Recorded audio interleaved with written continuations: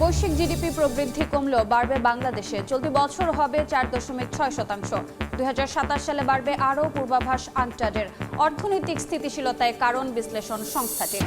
দেশে সরিষা তেলের চাহিদার বড় অংশ পূরণ করছে অনানুষ্ঠানিক প্রতিষ্ঠান। মান নিয়ে বাড়ছে প্রশ্ন, সক্ষমতা কাজে লাগাতে প্রশিক্ষণ ও ব্যাংক ঋণ দেওয়ার তাগিদ অর্থনীতিবিদদের।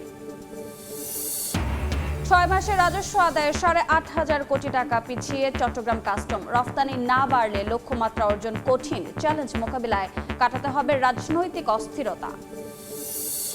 কক্সবাজার বিমানবন্দরের রানওয়েতে কুকুরের অবাধ বিচরণ ঝুঁকিপূর্ণ হয়ে উঠেছে বিমান ওঠানামা। যে কোনো সময় দুর্ঘটনার শঙ্কা। সমস্যা সমাধানের চেষ্টায় বেবিচক। এবং ক্যারিবীয় সাগরে তেলবাহী পঞ্চম জাহাজে জব্দ যুক্তরাষ্ট্রের। মেলবন্ধনের ইঙ্গিত ভেনেজুয়েলার। তেলকে কেন্দ্র করে কারাকাস সম্পর্কে নতুন ছক কষছে ওয়াশিংটন।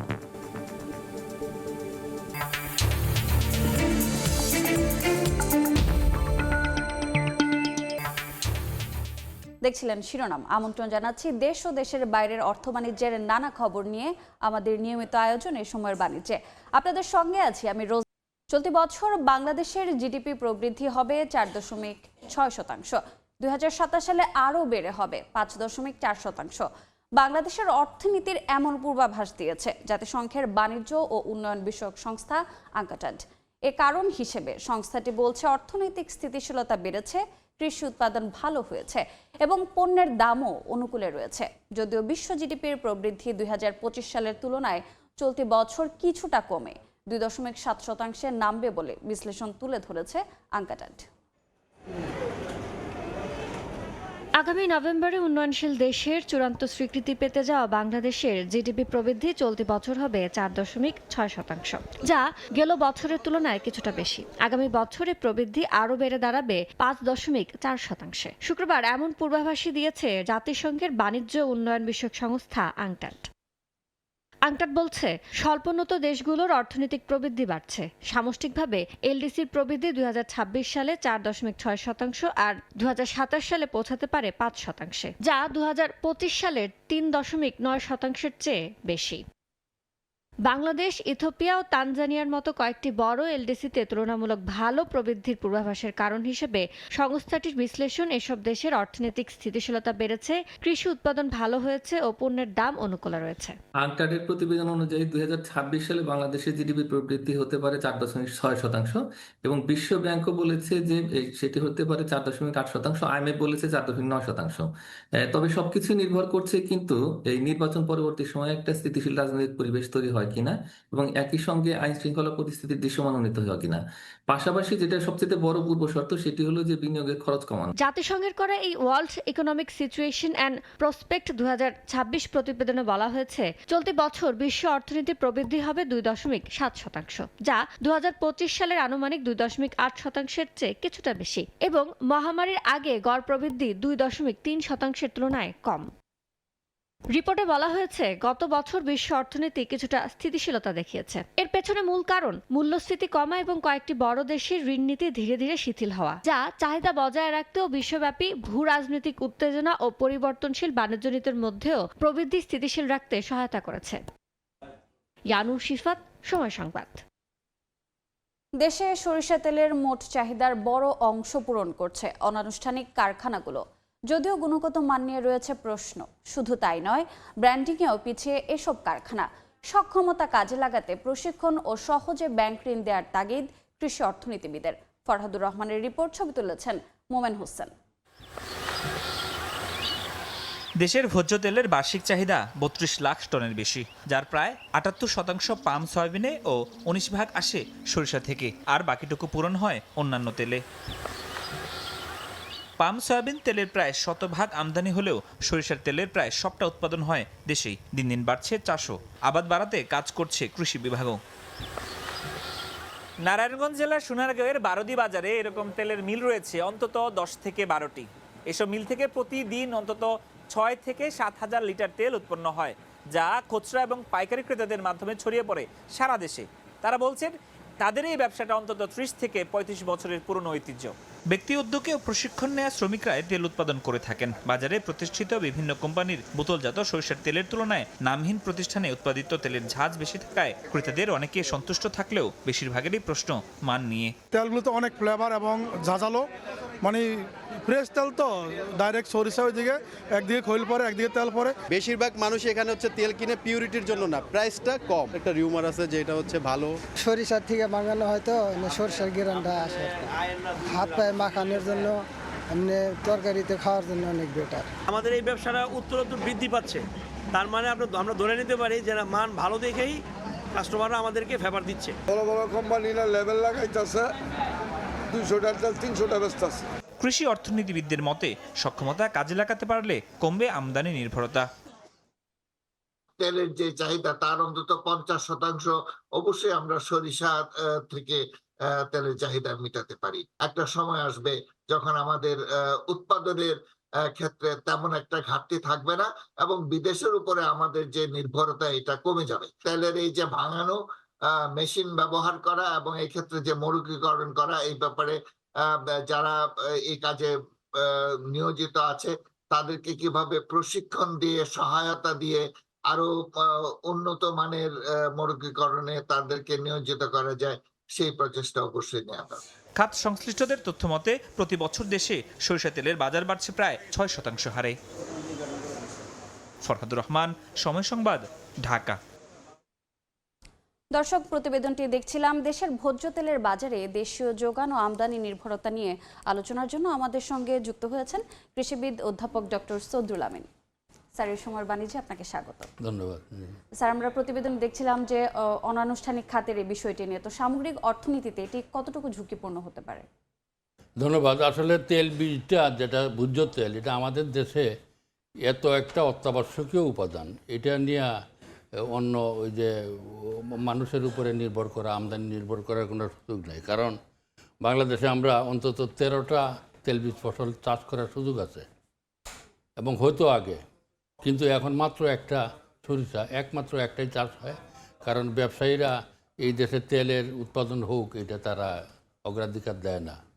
আর পলিটিক্যালিও তারা চিন্তা করে যে আমদানি করলে নানান সুযোগ সুবিধা পাওয়া যাবে, বিভিন্ন কোম্পানি আছে তারা সিন্ডিকেট করে দাম বাড়ানো যাবে, কমানো যাবে, বিশেষ করে সয়াবিন এগুলি। সুতরাং আমাদেরকে সরকারের উচিত কৃষককে বেশ করিয়া আমাদের সরিষা এবং অন্যান্য তেলবীজ ফসলের উৎপাদন বাড়ানো। কারণ আমাদের হাতে প্রচুর প্রযুক্তি আছে যেগুলি আমরা ব্যবহার করতে পারি, কিন্তু সেটা করা হচ্ছে না।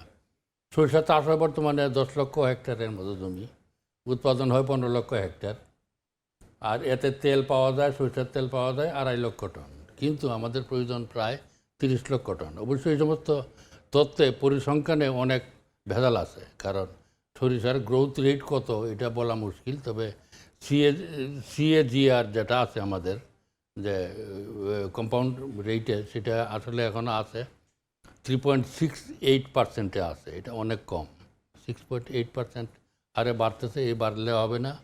আর ইউএসডিএ যেটা বলতেছে সরিষার তেলের যে বাণিজ্য, এটা আমাদের 30-এর মধ্যে গিয়ে হবে $56 কোটি। এগুলি যদি আমরা স্বীকৃতি দেই তাহলে অবশ্যই আমাদেরকে সরিষার চাষ বাড়াতে হবে, জমি কম যে জন্য পার ইউনিট ল্যান্ডে উৎপাদন বাড়াতে হবে। এই জন্য কৃষককে অবশ্যই উদ্যোক্তা করতে গেলে তাদেরকে প্রশিক্ষণ দিয়ে তাদেরকে তৈরি করতে হবে নতুন আধুনিক প্রযুক্তি সম্পর্কে, তাহলে এটা কোনো সমস্যা হবে না। আমরা যদি এক্সট্রাকশন যেটা মানে সরিষার তেল যে আমরা বের করি, এইটা যদি উন্নত করি তাহলে 5% বাড়বে। জমিতে যদি আমরা সালফার এবং বোরন ব্যালেন্স করে সার দিই আরও 5% বাড়বে। যদি আমরা বালাইনাশকের মধ্যে কয়েকটা ডিজিজ এবং একটা এভিড পোকা আছে, এটা যদি দমন করি তাহলে আরও 5% বাড়বে। অর্থাৎ 20% উৎপাদন বাড়ানোর জিনিস আমাদের হাতেই আছে, এটা শুধু কৃষককে শেখানো দরকার।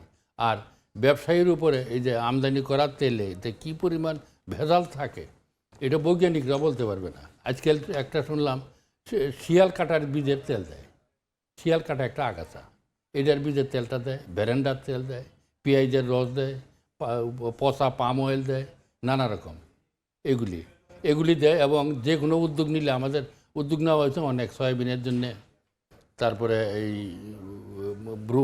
কর্ন অয়েল, তারপরে কটন সিড অয়েল, তারপরে রাইস ব্রেন অয়েল, কিন্তু এগুলি আসলে যারা আমদানি করে তারা এগুলি করতে দেয় না, করলেও তারা ফলস দেখায়া ফেল করা দেখায়া আমদানি করা শুরু করে। এই বিষয়টিতে স্যার কোনো বাজার সিন্ডিকেট যুক্ত আছে কি? বাজার সিন্ডিকেট মানে টোটাল পলিটিক্যাল সিন্ডিকেট জড়িত। যে পলিটিক্যাল পার্টিতে বিভিন্ন পলিটিক্যাল পার্টিকে একটা জোট করে না, এইটাই হলো আসল সিন্ডিকেট। এরাই গিয়া ওইগুলি ওই সিন্ডিকেট। বাজার কাঠামোর কোনো দুর্বলতা আছে কি? বাজার কাঠামো এরা দুর্বল করে রাখে।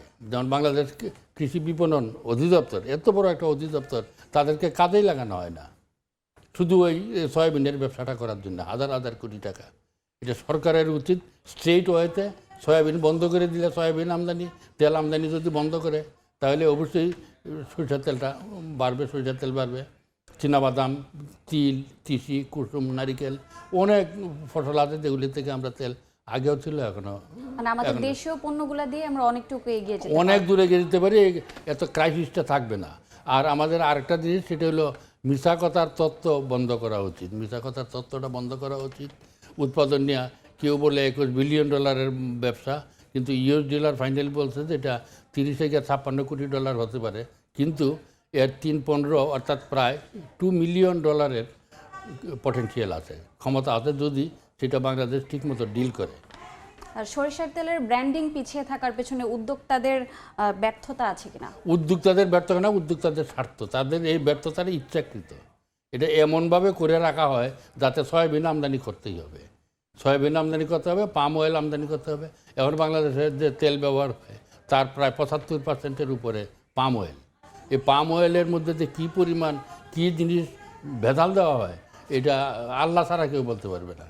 এবং এগুলি সব বন্ধ হয়ে যাবে যদি সরিষার উপরে আমরা ভিত্তি করি। সরিষার পুষ্টিমান বেশি, সরিষার পুষ্টিমান বেশি, মানুষে খায়, এমনকি সরিষার তেল দিয়ে ভাতও খাওয়া যায়। এই জিনিসটা আমাদের ব্যবহার করা উচিত। আমাদের এত আমদানি করা আর ব্যবসায়ীদের উপরে, ব্যবসায়ীদের জোট, ব্যবসায়ীদের সিন্ডিকেট, এদেরকে এত ফেভার করা কোনো দরকার নেই। তবে আমরা যেটা বললো যে রিপোর্টে বললো যে ব্যাংক ঋণ দেওয়া এবং কৃষক প্রশিক্ষণ করা, এই দুটো ইম্পর্টেন্ট। ব্যাংক ঋণ দিলে হবে না, ব্যাংকে বিমার ব্যবস্থা করতে হবে। কারণ সরষের একটা বড় সমস্যা হচ্ছে আর্লি রেইন, যে জলবায়ু পরিবর্তন হওয়ার পরে যদি আশ্বিন কার্তিক মাসে একটা বড় বৃষ্টি হয়, তাহলে কিন্তু সরষেটা পিছিয়ে যায়। সরষেটা খুব শর্ট টার্ম ক্রপ। আর যদি শেষ দিকে আসা বৃষ্টি হয়, আবার যে ক্লাইমেট চেঞ্জ হচ্ছে এখন, তখন এফিড পোকামাকড় রোগবালাই এটা বেড়ে যায়, অনেক বেড়ে যায়। এই জন্যে যদি এই বৃষ্টির উপরে যদি শুধু একটা বিমা করা হয় যে ঠিক আছে আর্লি বৃষ্টি যদি হয়ে যায়, তাহলে কৃষককে এই প্রণোদনা দেওয়া হবে, তাহলে এটা অনেক দূর আগায় যাবে। এর সমাধান এবং আমাদের হাতে দরকার শুধু সরকারের ইচ্ছা, না সরকারের সদিচ্ছা। আর ব্যবসায়ীদেরকে অন্য লাইনে লাগাই দেওয়া যে তোমরা এই ডিউল নিয়ে ব্যবসা করো না, ব্যবসা করার দরকার নাই, এটা এসেনশিয়াল একটা আইটেম, এসেনশিয়াল ফুড, এটা নিয়ে এত ব্যবসা করার দরকার নাই। ব্যবসায়ীদের জড়িত করাই ঠিক নাই এই সমস্ত খাতে। স্যার, আপনাকে অসংখ্য ধন্যবাদ আমাদের স্টুডিওতে উপস্থিত হওয়ার জন্য। Thank you. দর্শক, আমাদের সাথে স্টুডিওতে যুক্ত ছিলেন অধ্যাপক ডক্টর সদরুল আমিন। রাজধানীর বনানীতে একটি হোটেলে সাংবাদিকদের সঙ্গে মতবিনিময় করছেন বিএনপি চেয়ারম্যান তারেক রহমান। সরাসরি যাচ্ছে তার কাছে। স্যার, কিছু মনে না করলে আপনার হোম টাউন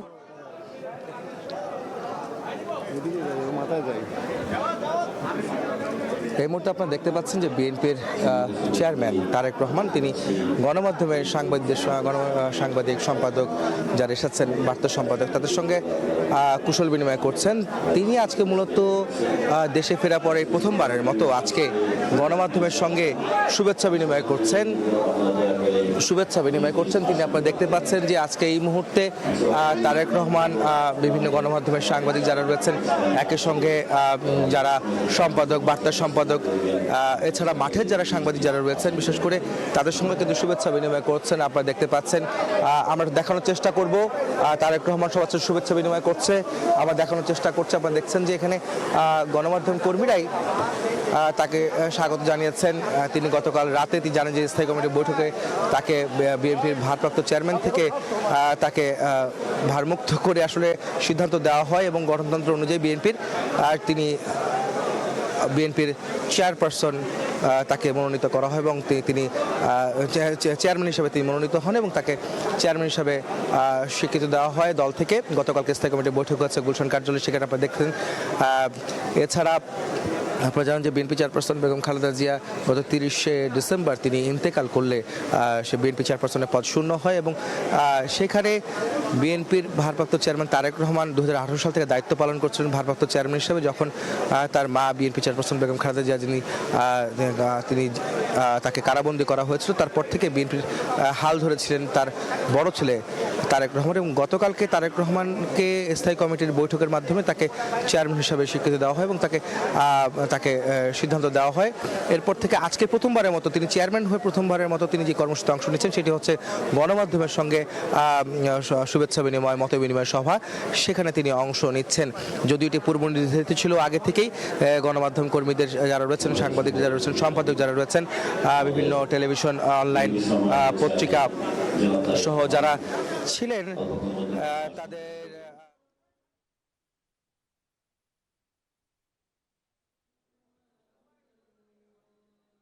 মতবিনিময় তিনি করছেন, সেখানে কিছু কথা বলবেন, তিনি মঞ্চে উঠছেন। এখানে দেখতে পাচ্ছেন যে বিএনপি মহাসচিব মির্জা ফখরুল ইসলাম আলমগীর সহ এই মুহূর্তে বিএনপির চেয়ারম্যান তারেক রহমান তিনি কিন্তু মঞ্চে উঠলেন এবং বসেছেন। এখন গণমাধ্যমের কর্মীদের সঙ্গে তিনি সাক্ষাৎ করবেন, সেটি আপনারা দেখছেন শুভেচ্ছা বিনিময় অনুষ্ঠানে তিনি যোগ দিলেন। ইতিমধ্যে এই বনানীর যে জায়গাটি রয়েছে, সরাসরি যুক্ত ছিলাম রাজধানীর বনানীতে। 6 মাসে রাজস্ব আদায়ের লক্ষ্যমাত্রা থেকে 8,500 কোটি টাকা পিছিয়ে চট্টগ্রাম কাস্টম। শিল্পের কাঁচামাল আমদানির পাশাপাশি পণ্য রফতানি বাড়ানো না গেলে লাখো কোটি টাকার রাজস্ব আদায় কঠিন হয়ে পড়বে বলে মনে করছেন ব্যবসায়ীরা। বিস্তারিত জানাচ্ছেন কমল দে। 2025-26 অর্থ বছরে 6 মাস পেরিয়ে গেল প্রথমবারের মতো নির্ধারণ করে দেওয়া 1 লাখ কোটি টাকার লক্ষ্যমাত্রা অর্জনে চট্টগ্রাম কাস্টম হাউজের আরো 62,000 কোটি টাকা প্রয়োজন। ইতিমধ্যে অর্জন হয়েছে মাত্র 38,000 কোটি টাকা। হাই স্পিড ডিজেল, অন্যান্য জ্বালানি তেলের পাশাপাশি পাম অয়েল আমদানি থেকে রাজস্ব আদায় হয়েছে অন্তত 16,000 কোটি টাকা। এর বাইরে সিমেন্ট, ক্লিংকার, পাথর, ফল সহ অন্যান্য পণ্য থেকে 22,000 কোটি টাকা রাজস্ব আদায় হয়েছে। আমদানির পরিমাণটা বেশ বেড়েছে, প্রবৃদ্ধিতে বিগত অর্থ বছরের তুলনায় 7.06%। চট্টগ্রাম কাস্টম হাউজের তথ্য অনুযায়ী গত অর্থ বছরের তুলনায় আমদানি পণ্য যেমন 63 লাখ মেট্রিক টন বেড়েছে, তেমনি টাকার পরিমাণ বেড়েছে অন্তত 24,000 কোটি টাকা। তবে রাজনৈতিক অস্থিরতার পাশাপাশি নির্বাচনের বছরে রাজস্ব আদায়ের লক্ষ্যমাত্রা অর্জনে চট্টগ্রাম কাস্টম হাউসকে নানামুখী চ্যালেঞ্জের মুখে পড়তে হচ্ছে। এক্সপোর্টটার উপর আমাদের নজর দিতে হবে, ওটা যদি বাড়ে তাহলে দেশের আমদানি বলেন, রপ্তানি বলেন, কাস্টমসের রেভিনিউ বলেন, সবগুলি অর্জিত হওয়া সম্ভব। অর্থ বছরের শুরুতে রাজস্ব আদায়ের লক্ষ্যমাত্রা 92,147 কোটি টাকা নির্ধারণ করা হলো, মাঝামাঝিতে সেটা বাড়িয়ে করা হয়েছে 1,02,295 কোটি টাকা। বিশাল এই লক্ষ্যমাত্রা অর্জনে চট্টগ্রাম কাস্টম হাউসের আধুনিকায়নের কোনো বিকল্প দেখছেন না ব্যবসায়ীরা। কিন্তু রাজস্ব আয় বাড়াতে দেশের চলমান মেগা প্রকল্পগুলোর কাজে গতি আনার পাশাপাশি পণ্য রপ্তানি বাড়ানোর ক্ষেত্রে কোনো বিকল্প দেখছেন না ব্যবসায়ীরা। প্রোডাক্টিভিটি সব জায়গায় এফিসিয়েন্সি কমিয়ে নিয়ে আসছেন, তাহলে আপনার এই রাজস্ব আপনি কিভাবে টার্গেট ফুলফিল করবেন? এখানে আমি মনে করি যে কোনোভাবেই এটা টার্গেট ফুলফিল করার পসিবিলিটি আমি দেখি না। অবশ্য স্বাধীনতার পর কোনো অর্থ বছরে চট্টগ্রাম কাস্টম হাউস রাজস্ব আদায়ের লক্ষ্যমাত্রা অর্জন করতে পারেনি। কমল দে, সময় সংবাদ, চট্টগ্রাম। এবারে বন্দর বাণিজ্যের খবর।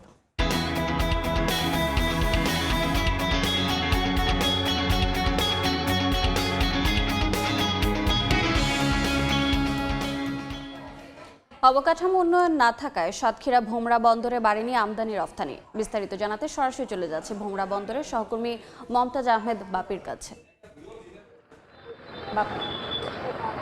সাতক্ষীরার ভোমরা স্থলবন্দরে আমদানি রপ্তানি কার্যক্রম স্বাভাবিক রয়েছে, তবে স্বাভাবিক থাকলেও আমদানি রপ্তানির পরিমাণ এখনো বাড়েনি।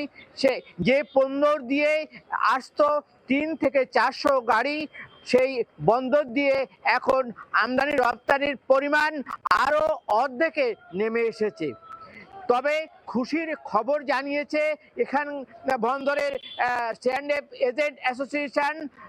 তাদের এখানে কমিশনার নিয়োগ হয়েছে, অর্থাৎ কাস্টম হাউজের কার্যক্রম শুরু হয়েছে। এখানে কাজের পরিধি বাড়বে রাজস্ব আদায় এবং এখানকার যে 10,000 নানা ধরনের শ্রমিক কর্মচারী রয়েছে তাদের কাজের পরিধিও বাড়বে, তাদের সন্তানেরা এখন থেকে আরো ভালো পজিশনে যাবে বলে তারা আমাদের কাছে জানিয়েছে। এই বন্দরটি বোমরা বন্দরটি এতই ভৌগোলিক অবস্থানের কারণে এতই সম্ভাবনাময় যে আগামী দিনে এই বন্দর দিয়ে আমদানি রপ্তানি করে রাজস্ব আদায় 2000 কোটি টাকা থেকে 10,000 কোটি টাকাতে উন্নীত হতে পারে বলে জানিয়েছে কাস্টম এবং সিআরএফ। এই ছিল সাতক্ষীরার ভোমরা স্থলবন্দর থেকে সর্বশেষ আমদানি রপ্তানির শেষ খবর। সরাসরি যুক্ত ছিলাম সাতক্ষীরায়। দেখছেন এ সময়ের বাণিজ্য, সঙ্গে থাকুন। আইডিএলসি ফাইন্যান্স ও নারী উদ্যোক্তা প্ল্যাটফর্ম আড্ডাচলের যৌথ উদ্যোগে ধানমন্ডির মাইডাস সেন্টারে অনুষ্ঠিত হচ্ছে 2 দিনব্যাপী বিশেষ লাইফস্টাইল এক্সিবিশন আইডিএলসি পূর্ণতা উৎসব। শুক্রবার শুরু হয়ে প্রতিদিন সকাল 11টা থেকে রাত 8টা পর্যন্ত চলা এই আয়োজনে অংশ নিয়েছেন দেশের 41 জন সম্ভাবনাময় নারী উদ্যোক্তা, যারা তাদের নিজস্ব ব্র্যান্ডের অনন্য, সৃজনশীল ও উন্নত মানসম্মত পণ্যের সমাহার নিয়ে আয়োজনকে সমৃদ্ধ করেছেন। Fashion, jewellery, home decor, skin care, lifestyle accessories ও খাদ্যপণ্য সহ দৈনন্দিন জীবনের নানা প্রয়োজনীয় ও নান্দনিক পণ্য একই ছাদের নিচে পাওয়ায় দর্শনার্থীরাও উৎসাহ নিয়ে যোগ দিচ্ছেন।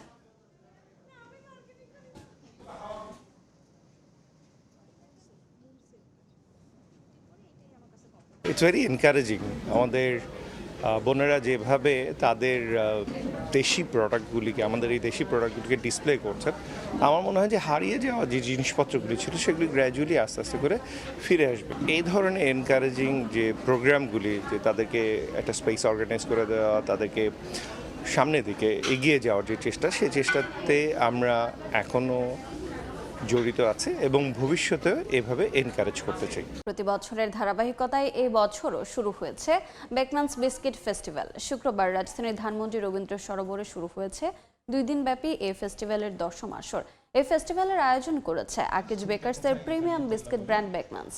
সকলের জন্য উন্মুক্ত থাকছে সকাল 10টা থেকে রাত 9টা পর্যন্ত। দেশব্যাপী এই আয়োজনে রয়েছে নানান রকম অ্যাক্টিভিটিস, যা ভোক্তাদের অসাধারণ কিছু মুহূর্ত উপহার দেবে বলে জানান আকিজ বেকার্স লিমিটেডের নির্বাহী পরিচালক মোহাম্মদ শফিকুল ইসলাম তুষার।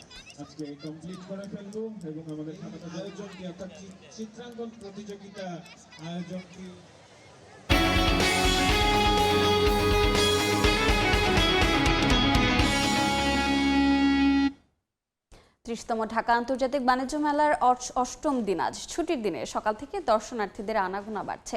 এই মুহূর্তে পূর্বাঞ্চলে মেলা প্রাঙ্গণে আছেন অন্তরা সেন, সরাসরি যাচ্ছি তার কাছে।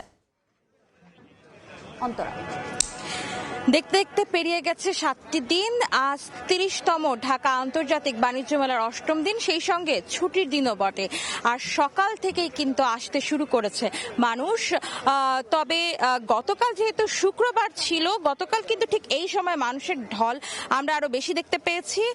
তবে আজ সেই তুলনায় কিছুটা কম। তবে সব থেকে ভালো যে বিষয়টি সেটি হলো ঝলমলে রোদ উঠেছে আজও। শীতের প্রকোপও বেশ কম, তাই বেলা বাড়ার সঙ্গে সঙ্গে কিন্তু আজকেও দর্শনার্থীদের ভিড় আরো বাড়বে বলে আশা করছেন সবাই। আমি এই মুহূর্তে দাঁড়িয়ে আছি মেলার প্রধান ফটকের মুখে। এই গেট দিয়ে ঢুকেই কিন্তু রয়েছে বেশ কয়েকটি অ্যালুমিনিয়ামের তৈজসপত্রের দোকান। দর্শনার্থীরা যারা আসছেন তারা কিন্তু বেশিরভাগই কিন্তু প্রথমেই ঢুকছেন এই দোকানগুলোতে। তাদের বেশিরভাগের আকর্ষণ কিন্তু এই অ্যালুমিনিয়ামের দোকানগুলো। তাদের কয়েকজনের সঙ্গে আমরা কথা বলেছি, তাদের মধ্যে বেশিরভাগ নারীরাই কিন্তু আমাদের জানিয়েছেন যে তারা পরিকল্পনা করে এসেছেন গৃহস্থালির জিনিস কিনবেন। কেউ ননস্টিক কুকার কিনবেন, কেউ বা বলছেন ইলেকট্রিক চুলা কিনবেন। যেহেতু রাজধানীবাসীর দৈনন্দিন জীবনের এক অন্যতম দুর্ভোগের নাম গ্যাস সংকট, আর সম্প্রতি এই দুর্ভোগ কিন্তু আরো বেড়ে গেছে। তাই মেলা থেকে বিভিন্ন অফারে ইলেকট্রিক চুলা কিনতে চান তারা। গ্যাসের থেকে তুলনামূলক যেহেতু খরচ কম হবে, সেই আশা থেকেও কিন্তু তারা এই চুলার দিকে ঝুঁকছেন।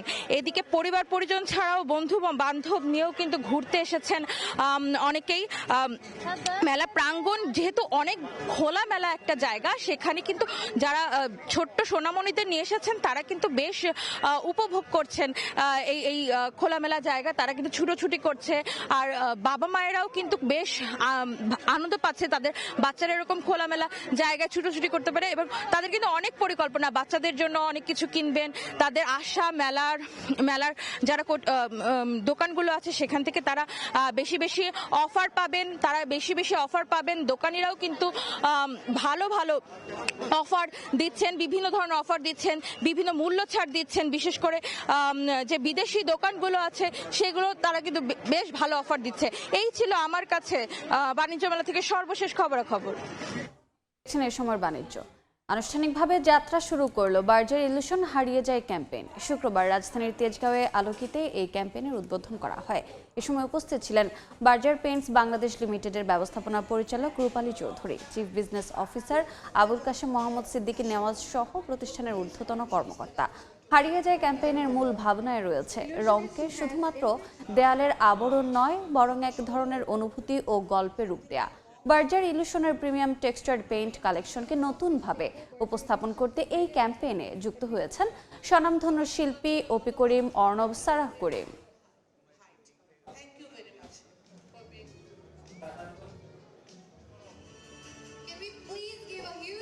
দেখছেন এই সময়ের বাণিজ্য।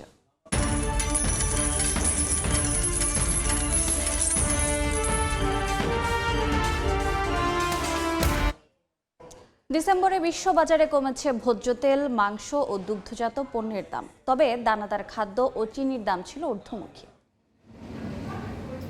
টানা 4 মাসের ধারাবাহিকতায় বিদায়ী বছরের ডিসেম্বরে বিশ্ববাজারে কমেছে খাদ্যের দাম। মূলত দুধ, মাংস এবং তেলের দাম কমার কারণে এটি 2025 সালের জানুয়ারির পর থেকে সর্বনিম্ন।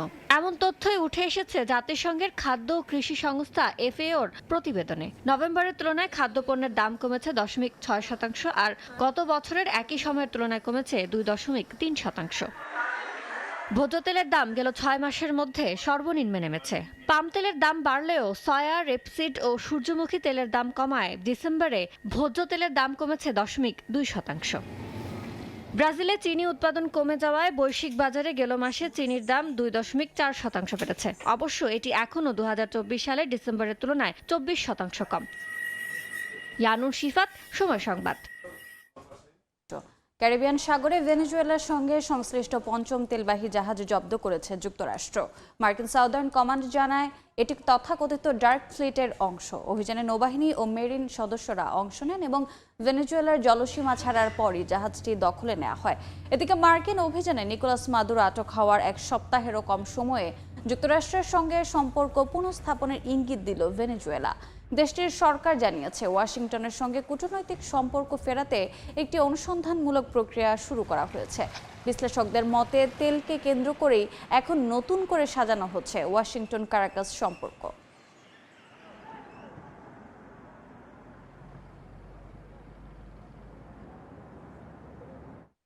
এ পর্যায়ে শীর্ষ সংবাদগুলো জানিয়ে দিচ্ছে আরেকবার। বৈশ্বিক জিডিপি প্রবৃদ্ধি কমলেও বাড়বে বাংলাদেশে। চলতি বছর হবে 4.6%। 2027 সালে বাড়বে আরও, পূর্বাভাস আনটাডের। অর্থনৈতিক স্থিতিশীলতায় কারণ বিশ্লেষণ সংস্থাটির।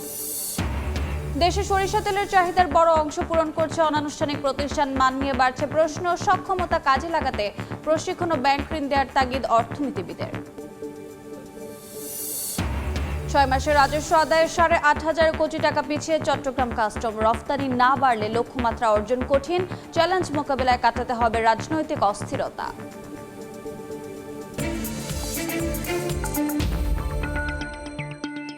এ ছিল এই সময়ের বাণিজ্যে। দুপুর 12টার সময় সংবাদ নিয়ে সঙ্গে থাকবেন আমিরুল ইসলাম আলী। ধন্যবাদ রোজা। দুপুর 12টার সময় সংবাদ নিয়ে আসছে কিছুক্ষণ পর। সঙ্গে থাকুন সময়।